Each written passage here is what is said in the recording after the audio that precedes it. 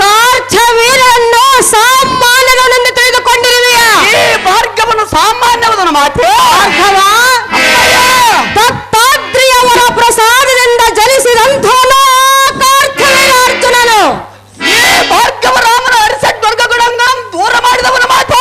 ದೇವದಾನ್ನವರಿಗಿಂತ ಮಿಕ್ಕಿ ಮೀರಿದವನು ಅಧಮನಾದ ಕಾರ್ಚವೀರನು. ಹುಟ್ಟಿದ ಭಾರ್ಗವ ರಾಮನ ಸಾಮಾನ್ಯವಾದ ಮಾತೆ. ಅಮ್ಮಯ್ಯ, 10 ತಲೆಯ ರಾವಣನಿಂದ ಆಗದ ಕಾರ್ಯ ಚಿಕ್ಕ ಬಾಲಕನಾದ ನಿನ್ನಿಂದ ಆ ಕಾರ್ಯವು ಸಾಧ್ಯವೇ ರಾಮ? ಹೇಳಿ ರಾವಣನ ಸುದ್ದಿಯಲ್ಲಿ ಎನ್ನ ಮುಂದೆ ಹೇಳಬೇಡ ಮಾತೆ. ಅಮ್ಮಯ್ಯ, ಅಧಮನನ್ನು ಕೊಂದು ಬರುವೆಯಾ? ಹೌದು ಮಾತೆ. ರಾಮ, ಅಮ್ಮ ಜನನಿ, ನಿನ್ನ ಹೆತ್ತ ತಾಯಿ ಹೇಳುವ ಮಾತನ್ನು ಚಿತ್ತವಿಟ್ಟು ಕೇಳು. ಅದೇನು ಚೆನ್ನಾಗಿ ಹೇಳು ಮಾತೆ. ರಾಮ, ಜನನಿ, ನಿನ್ನ ತಂದೆ ಅಗ್ನಿ, ಜಮದಗ್ನಿ ಆಶ್ರಮವನ್ನು ಸೇರಿಸಿಕೊಳ್ಳುವ ಸಮಯದಲ್ಲಿ ಒಂದು ಶಪಥವನ್ನು ಮಾಡಿದನು. ಅದೇನು ಮಾತೆ. ಸತಿ ರೇಣುಕಾ, ನೀನು ನದಿಗೆ ಹೋಗಬೇಕು, ಸರ್ಪವನ್ನು ಸಿಂಬಿಯಾಗಿ ಮಾಡಿಕೊಂಡು ಮರಳಿನ ಮಡಕೆಯಿಂದ ನೀರನ್ನು ತೆಗೆದುಕೊಂಡು ನನ್ನ ಪೂಜೆಗೆ ತರಬೇಕೆಂದು ಶಪಥವನ್ನು ಮಾಡಿದನು. ರಾಮ, ಅಮ್ಮ ಜನನಿ, ನಾನು ನಿನ್ನ ತಂದೆಯ ಮಾತನ್ನು ಕೇಳಿ ನದಿಗೆ ಹೊರಟಾಗ ಮಧ್ಯದಲ್ಲಿ ಏನಾಯಿತು ಗೊತ್ತೇ ರಾಮ? ಅದು ಏನಾಗಿತ್ತು ಮಾತೆ. ಸರ್ಪವು ಬಂದು ಮನುಷ್ಯನ ರೂಪವನ್ನು ತಾಳಿ ನನ್ನ ಎದುರಿನಲ್ಲಿ 2 ಮಾತನ್ನಾಡಿತು. ಅದು ಏನು ಮಾತನಾಡಿತು ಮಾತೆ. ಅಮ್ಮ ರೇಣುಕಾ, ನೀನು ಚಿಕ್ಕವಳಿದ್ದಾಗ ನಿನ್ನ ಕಚ್ಚಿದ ಕಾರಣ ನಾನು ನಿನಗೆ ಸಿಂಬಿಯಾಗಿ ನೆಲೆಸುವನೆಂದು ಹೇಳಿತು. ರಾಮ, ಅಮ್ಮಯ್ಯ, ಆಗ ಸರ್ಪವು ನನಗೆ ಸಿಂಬಿಯಾಗಿ ಬಂದಿತು. ನದಿಗೆ ಹೊರಟನು, ಮರಳಿನ ಮಡಕೆಯಿಂದ ನೀರನ್ನು ತೆಗೆದುಕೊಂಡು ನಿನ್ನ ತಂದೆಯ ಪಾದ ಪೂಜೆಗೆ ಹೊರಟೆನು. ಆಗ ನಿನ್ನ ತಂದೆ ಜಮದಗ್ನಿ ಸತಿ ರೇಣುಕಾ ನನಗೆ ತಕ್ಕ ಸತಿ ನೀನೆ ಎಂದು ಆಶ್ರಮವನ್ನು ಸೇರಿಸಿಕೊಂಡನು.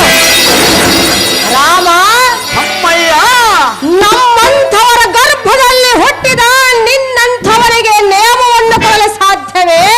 ಅದು ಯಾತಕ್ಕೆ ಸಾಧ್ಯವಿಲ್ಲ ಮಾತೆ. ನಮ್ಮಂಥವರಿಗೆ ಸಲ್ಲತಕ್ಕದ್ದಲ್ಲ. ರಾಮ, ನೀನು ಎಷ್ಟೇ ಪಾದವನ್ನು ಹಿಡಿದು ಬೇಡಿಕೊಂಡರೂ ಕಾರ್ಚವೀರನನ್ನು ಜಯಿಸಿ ಬರಲು ನೇಮವನ್ನು ಕೊಡಲು ಸಾಧ್ಯವಿಲ್ಲ. ರಾಮ, ಕೊಡಲಾರ ಎಂದೆಂದಿಗೂ ನಿನ್ನ ಹೆತ್ತ ತಾಯಿಗೆ ನೇಮ. ಪದದ ಜನನಿಯಾದ ರೇಣುಕಾ ದೇವಿ ಏನು ಮಾತನಾಡುತ್ತಿರ? ಮಾತನ್ನಾಡುತ್ತಿರುವೆನು. ಮತ್ತನಾದ ಕರ್ತವೀರನು ದೇವದಾನವರಿಗಿಂತ ಮೀರಿದವನೆಂದು ಹೇಳಿದೆಯಲ್ಲ. ಆದರೆ ನಿನ್ನ ತಲೆಯನ ಮುಂದವನ ಪರಾಕ್ರಮವು ನಡೆಯುವುದಿಲ್ಲ. ಅದು ಹೇಗೆಂದರೆ, ಹೇಗೆ ರಾಮ? ನನ್ನ ಸರಿ ಸಮಾನರು ಯಾರವಿಲ್ಲವೆಂದು ಕೊಪ್ಪಿದ ಕರ್ತವೀರನ ಅಹಂಕಾರದಿಂದ. ಅಮ್ಮಯ್ಯ, ಭಾರ್ಗವ, ಈ ನಿನ್ನ ಭಾರ್ಗವನ ಸತ್ಯ ಸಾಮರ್ಥ್ಯವೂ ನಿನಗೆ ಅರ್ಥವಾಗದು ಮಾತೆ. ಈ ನಿನ್ನ ಭಾರ್ಗವ ರಾಮನು ಹರಿಸಡ್ವರ್ಗ ಗುಣಗಳನ್ನು ದೂರ ಮಾಡಿದವನು. ಇಂಥ ಚಿತ್ರೂಪನ ಮುಂದೆ ಕೊಪ್ಪಿದ ಕರ್ತವೀರನ ಜೀವನದಿಂದ ಉಳಿಯುವ ಬೆಷ್ಟದಷ್ಟಿದ್ದರೆ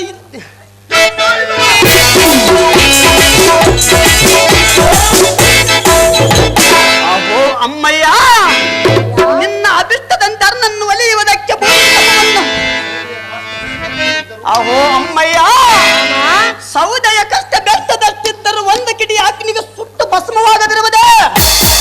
ಮಹಾಜ್ಞಾನಿಯಾದ ನೀವು ಯೋಚಿಸಿದ ನೇಮವನ್ನು ಕೊಡು ಅಮ್ಮಯ್ಯ. ಬಳಿರೆ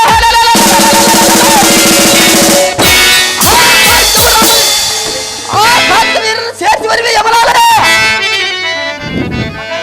ಅಮ್ಮಯ್ಯ, ಆ ಕಾರ್ಚವೀರನನ್ನು ಜಯಿಸಿ ಬರುವನ ಮಾತೆ ಎಂದು ಹೇಳಿದೆಯಲ್ಲ. ಸಹಜವಾಗಿ ಸಾಯಿಸಿ ಬರುವ ಮಾತೆ. ಅದಕ್ಕೊಂದು ನೇಮವಿರುವುದು ಹೇಳುವೆನ ಕೇಳು. ಅದೇನು ಚೆನ್ನಾಗಿ ಮಾತೆ. ಮಗನ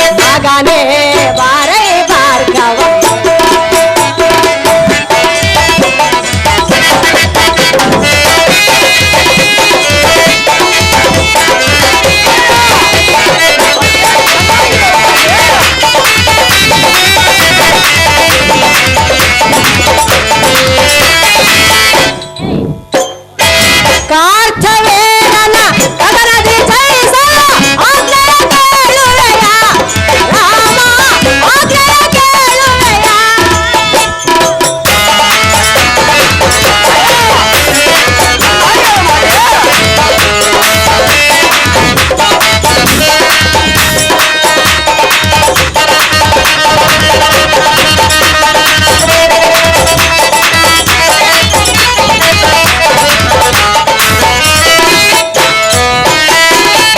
ಕಾರ್ಥವೇನನ ಕದನದಿ ಜಯಿಸಲು ಆಜ್ಞೆಯ ಕೇಳುವೆಯ ರಾಮ ಆಜ್ಞೆಯ ಕೇಳುವೆಯ ರಾಮ ಅಮ್ಮಯ್ಯ ಅಧಮನನ್ನು ಯಾವ ಶಕ್ತಿಯಿಂದ ಗೆದ್ದು ಬರಬಲ್ಲೆ ಶಕ್ತಿಯಿಂದ ಗೆದ್ದು ಬರಬೇಕು ಮಾತೆ. ಅದು ಯಾವ ಶಕ್ತಿ ಎಂದು ಹೇಳಲೇ ಅದೇನು ಸಹಜವಾಗಿಲ್ಲ ಮಾತೆ. ಅಮ್ಮಯ್ಯ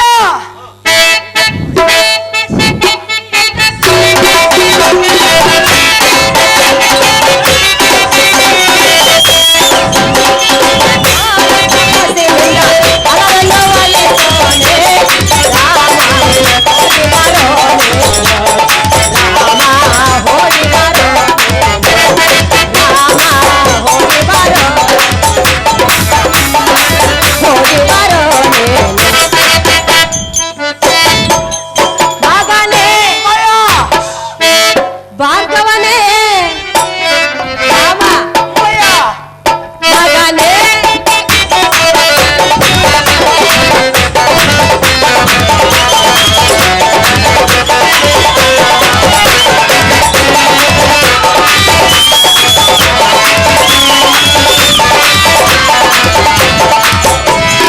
ಹೇ ಜಗದಿ ಮಹಾವೀರನೇ ಬಾರೈ ಮಗನೇ ಬಾರೈ ಭಾಗವನೇ ಬಾರೈ ಬಾರೈ ಬಾರೈ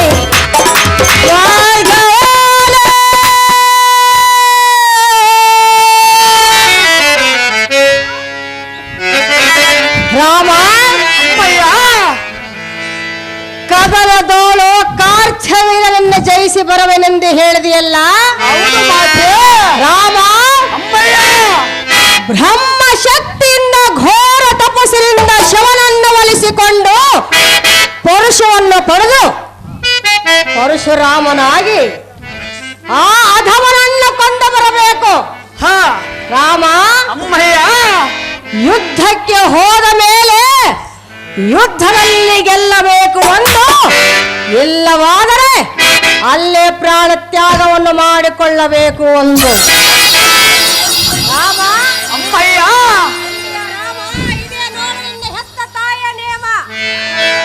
ಅಹೋ ಧನ್ಯಾದರೆ ಹೆಣ್ಣುಕ ದೇವಿ. ರಾಮ ನಾನು ಎಷ್ಟು ರೀತಿಯಿಂದ ಹೇಳಿದರೆ ಬಿಡಲಿಲ್ಲ ನಿನ್ನ ಮನದ ವ್ಯಾಚನೆ. ನೀರಿನಲ್ಲಿ ಮುಳುಗಿದರು, ಗುಹೆಯಲ್ಲಿ ಅಡಗಿದರು, ಬ್ರಹ್ಮನು ಬರೆದ ಬರಹವನ್ನು ಬದಲಿಸುವುದುಂಟೆ. ಜ್ಞಾನಿಯಾದ ನೀವು ಯೋಚಿಸಿದ ನೇಮವನ್ನು ಕೊಡು ಅಮ್ಮಯ್ಯ. ಸೇರಿಸಿ ಬರುವೆ ಯಮನಾಲಯ.